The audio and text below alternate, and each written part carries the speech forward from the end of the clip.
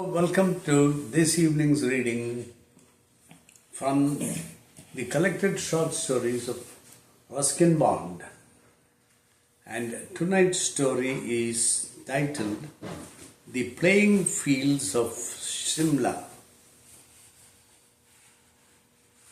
It goes like this.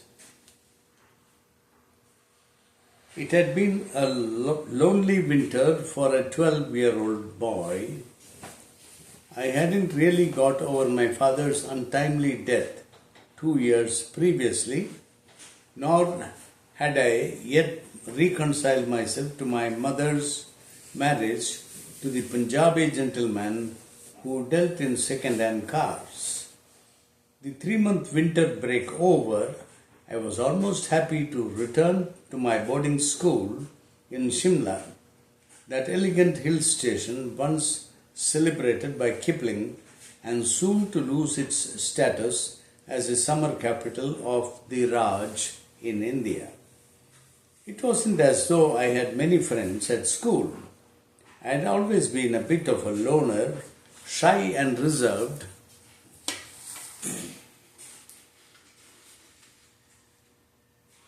looking out only for my father's rare visits on his brief leaves from the RAF duties and to my sharing his tent or Air Force hutment outside Delhi or Karachi. These unsettled but happy days would not come again. I needed a friend, but it was not easy to find one among a horde of rowdy, pea-shooting fourth formers who carved their names on desks and stuck chewing gum in the class teacher's chair. Had I grown up with other children, I might have developed a taste for schoolboy anarchy, but in sharing my father's loneliness after his separation from my mother, I had turned into a premature adult. The mixed nature of my reading, Dickens, Richmal Crompton, Tagore, and Champion and film fun comics, probably reflected the confused state of my life. My specs broke. It has become two pieces. I've just kept. See, this is not here.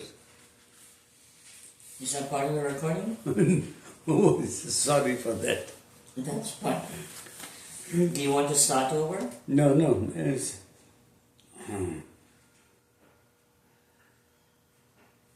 A book reader was rare even in those pre-electronic times. On rainy days, most of the boys played cards or Monopoly or listened to R.T. Shaw on the wind-up gramophone in the common room. That's better. After a month in the fourth form, I began to notice a new boy, Omar, and then only because he was a quiet, almost taciturn person who took no part in the form's feverish attempts to imitate the Marx brothers at the circus. He showed no resentment at the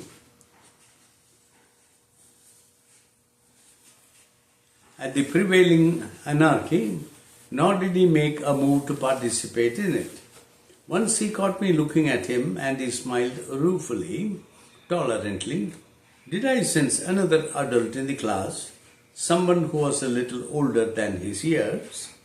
Even before we began talking to each other, Omar and I developed an understanding of sorts, and we did not almost respectfully to each other when we met in the classroom corridors or the environs of dining hall or dormitory.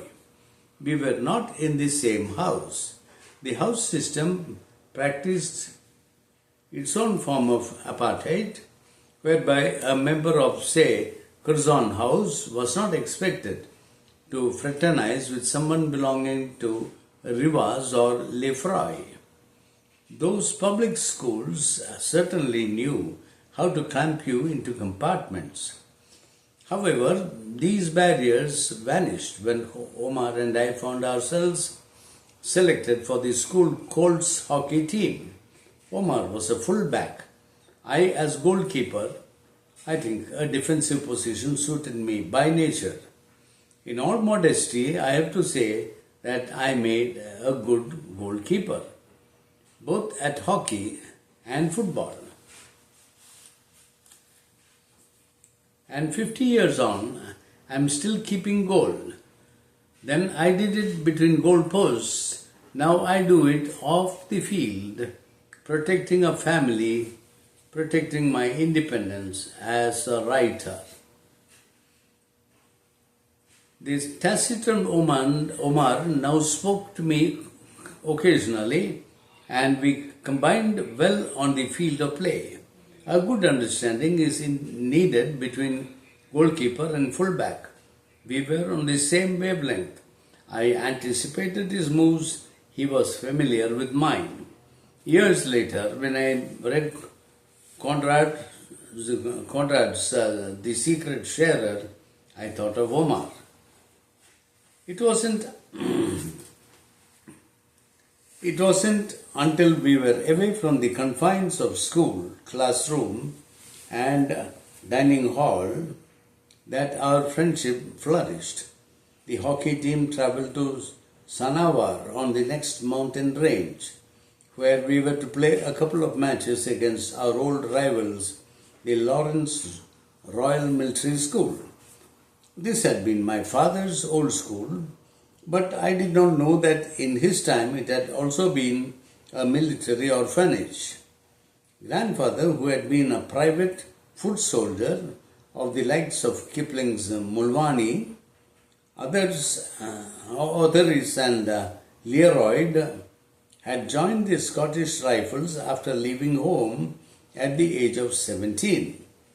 He had died while his children were still very young, but my father's more rounded education had enabled him to become an officer. Omar and I were thrown together a good deal during the visit to Sanavar, and in our more leisurely moments, strolling undisturbed around a school where we were guests and not pupils, we exchanged life histories and other confidences. Omar too had lost his father. Had I sensed this before? Shot in some tribal encounter on the frontier, for he hailed from the lawless lands beyond Peshawar. A wealthy uncle was seeing to Omar's education. The RAF was now seeing to mine. We wandered into the school chapel, and there I found my father's name, A. Bond, on the school's Roll of Honor board. Old boys who had lost their lives while serving during the 2 world wars. What did his initials stand for? Asked Omar. Aubrey Alexander, I said. Unusual names like yours. Why did your parents call you Ruskin? I'm not sure. I think my father liked the works of John Ruskin, who wrote on serious subjects like art and architecture. I don't think anyone reads him now. They'll read me though. I had already started writing my first book. It was called 9 Months, the length of the school term, not a pregnancy, and it described some of the happenings at school and lampooned a few of our teachers. I had filled 3 slim exercise books with this premature literary project of mine, and I allowed Omar to go through them. He must have been my first reader and critic. They are very interesting, he said, but you will get into trouble if someone finds them, especially Mr. Oliver. And he read out an offending verse. Ollie, Ollie, Ollie, with his balls on a trolley and his arms all painted green. That would offend him definitely, he said. I have to admit it wasn't great literature. I was better at hockey and football. I made some spectacular saves and we won our matches against Sanavar. When we returned to Shimla, we were school heroes for a couple of days and lost some of our reticence. We were even a little more forthcoming with the other boys.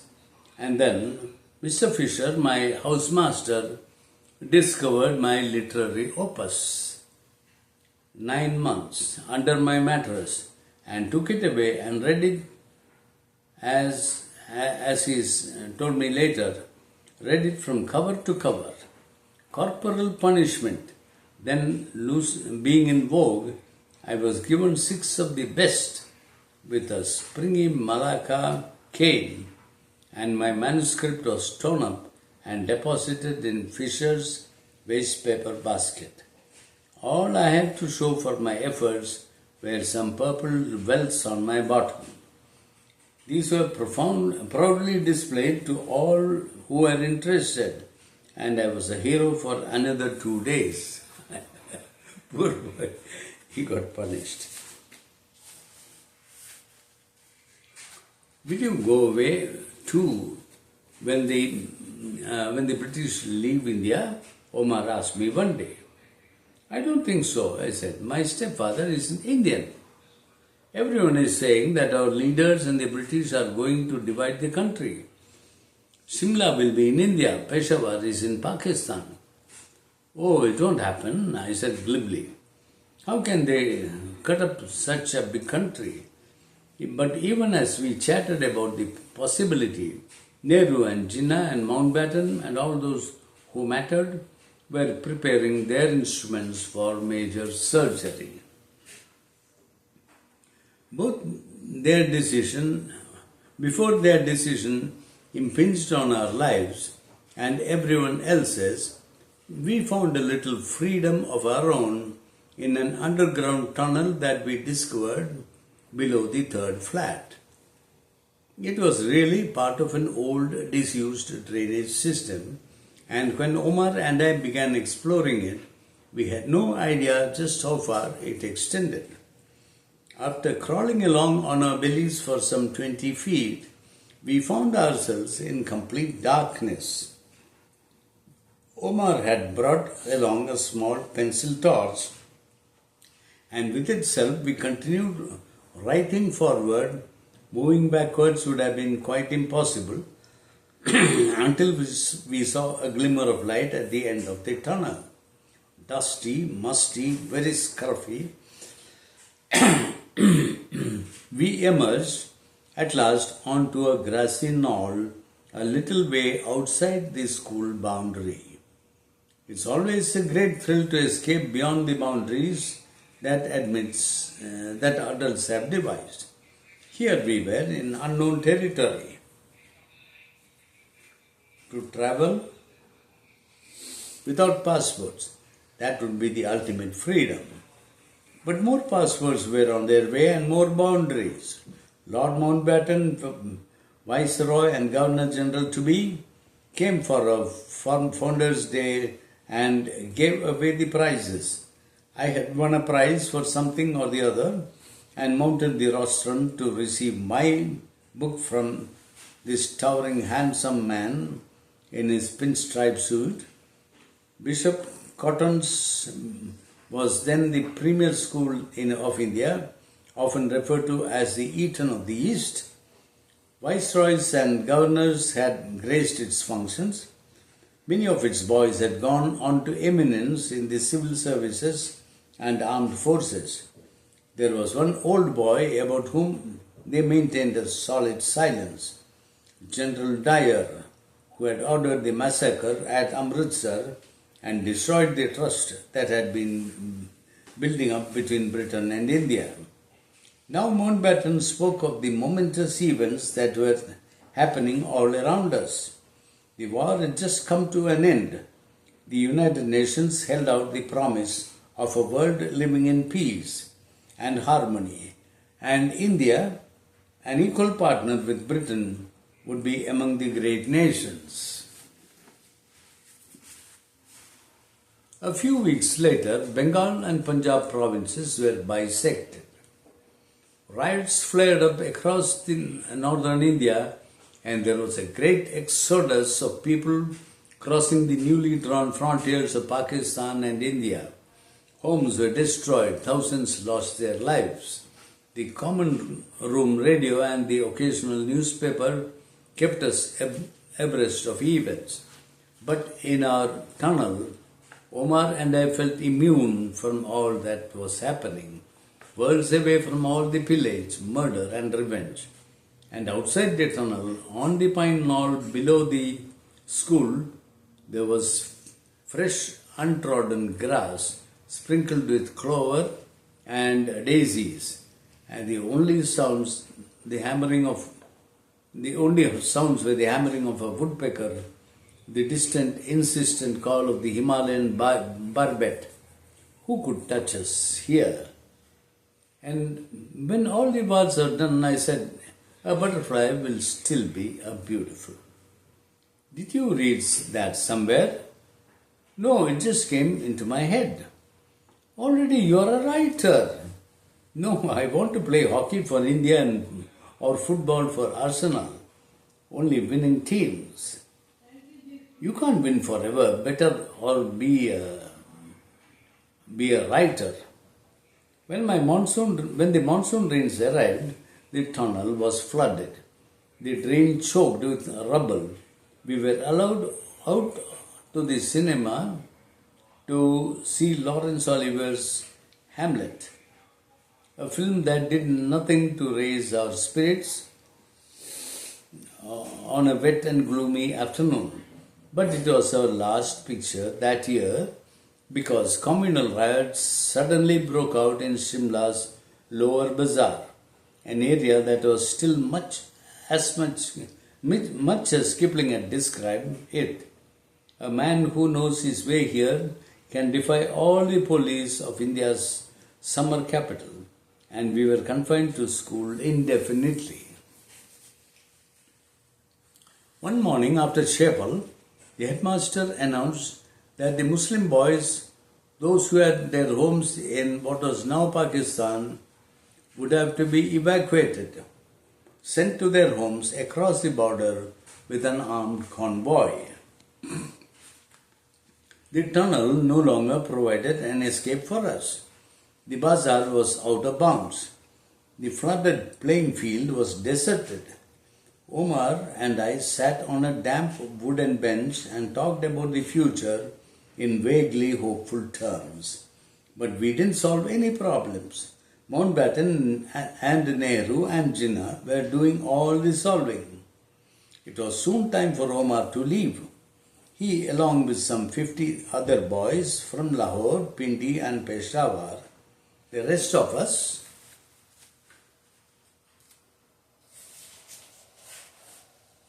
Hindus, Christians and Parsis, helped them load their luggage into the waiting trucks. A couple of boys broke down and wept.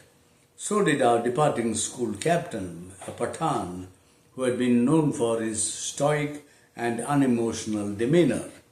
Omar waved cheerfully to me and I waved back. We had vowed to meet again some day. The convoy got through safely enough. There was only one casualty, the school cook, who had strayed into an off-limits area in the football town of Khalkha and been set upon by a mob. He wasn't seen again. Towards the end of the school year, just as we were all getting ready to leave for the school holidays, I received a letter from Omar. He asked me something about his new school and how he missed my company. He told me something about his new school and how he missed my company and our games and our tunnel to freedom. I replied and gave him my home address, but I did not hear from him again. The land, though divided, was still a big one, and we were very small. Some 17 or 18 years later,